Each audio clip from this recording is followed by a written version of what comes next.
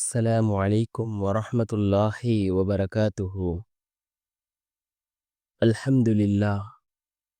الحمد لله الذي نحمده ونستعينه ونستغفره ونؤمن به ونتوكل عليه. أما بعد.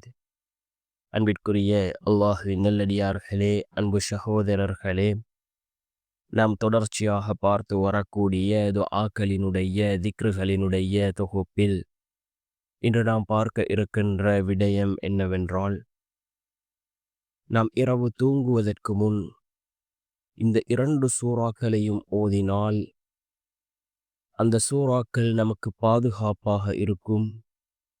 அதே போன்று அந்த சூறாக்களை ஓதுவதன் மூலமாக அல்லாஹ் நம்முடைய காரியங்களை சீர்படுத்தி தருகின்றான்.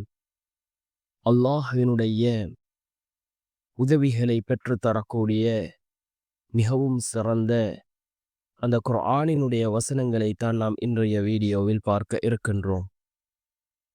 அன்பார்ந்தவர்களே, அல்லாஹ்வின் நல்லடியார்களே, அல் குர்ஆனிலே 114 சூறாக்கள் இருக்கின்றது.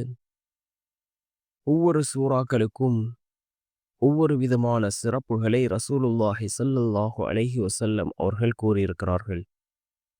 அல் குர்ஆனிலே இருக்கக்கூடிய மிக முக்கியமான ஒரு சூரத்துல் பக்கரா. இந்த சூரத்துல் பக்கராவிற்கு ஏராளமான சிறப்புகள் இருக்கின்றது. இந்த சூரத்துல் பக்கராவிலே இடம்பெறக்கூடிய ஒரு வசனம்தான் ஆயத்துல் குர்சி. அல்லாஹு லா இலாஹ இல்லா ஹுவல் ஹய்யுல் கய்யூம் என்று வரக்கூடிய இந்த ஆயத்துல் குர்சி, இதனை நாம் தூங்குவதற்கு முன் ஓதுவோம். இது எல்லா விதமான விடயங்களுக்கும் பாதுகாப்பாக இருக்கின்றது. நமக்கான பாதுகாப்பு, எல்லா விடயங்களை விட்டும் நம்மை பாதுகாக்கக்கூடிய ஒன்று இந்த ஆயத்துல் குர்சியாக இருந்து கொண்டிருக்கின்றது. இதனை ஓதுவோம். அதே போன்று இன்னும் ஒரு வசனம் இருக்கின்றது. சூரத்துல் பக்கராவினுடைய கடைசி 2 வசனங்கள், ஆமனர் ரசூலு என்று ஆரம்பிக்கக்கூடிய அந்த கடைசி 2 வசனங்கள், இதற்கும் ஏராளமான சிறப்புகளை ரசூலுல்லாஹி ஸல்லல்லாஹு அலைஹி வஸல்லம் அவர்கள் கூறியிருக்கிறார்கள். இந்த 2 வசனங்களையும் அதிகமாக ஓதுவோம். நாம் ஒவ்வொரு ஃபர்தான தொழுகைகளுக்கு பின்னாலும் ஓதுவோம். ஏராளமான ரப்பனா துஆக்கள் இந்த வசனங்களிலே இடம்பெறுகின்றது. இந்த 2 வசனங்களையும் நாம் தூங்குவதற்கு முன்னும் ஓதுவோம்.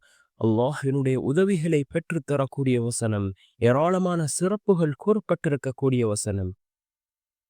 அன்பார்ந்த சகோதரர்களே, அல்லாஹ்வின் நல்லடியார்களே, இதே போன்று ஆயத்துல் குர்சிக்கும் ஏராளமான சிறப்புகள் இருக்கின்றது. யார் ஒவ்வொரு ஃபர்தான தொழுகைகளுக்கு பின்னாலும் ஆயத்துல் குர்சியை ஓதி வருகிறாரோ அவருக்கும் சுவர்க்கத்துக்கும் இடையில் ஒன்றே ஒன்றுதான் தடையாக இருக்கும். அது அவருடைய மரணம் என்று கூறினார்கள் அருமை நாயகம் ஸல்லல்லாஹு அலைஹி வஸல்லம் அவர்கள்.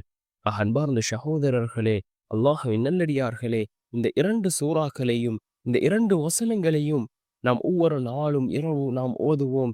அது நமக்கு பாதுகாப்பு வழங்கக்கூடிய வசனங்களாக இருக்கும். அல்லாஹ்வினுடைய பாதுகாப்பை பெற்றுத்தரக்கூடிய வசனங்களாக அந்த வசனங்கள் இருக்கும்.